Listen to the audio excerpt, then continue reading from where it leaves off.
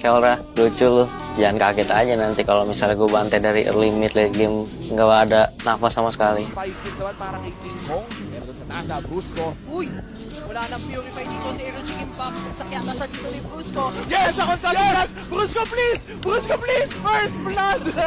Pangalan siya, YT na ata ang isusunod ay tax kill on Bobgan. Super baka nakakuha si Aran ngayon ay ahatiin ng laban at makakatakas nga ba siya na revitalize spear at maglalakad na pabalik ng Tone pero Brusco sa likod! Ang ganda ng pwesto na nagmumula kay Brusco, makikita pa nga doon nila itong si Aaron Shiki kaya nawawala. Kaya Pilipinas, kahit nasan ka mang parte ng mundo, pwede ka na yatang mag-ingay kasi fanatic Onyx Philippines.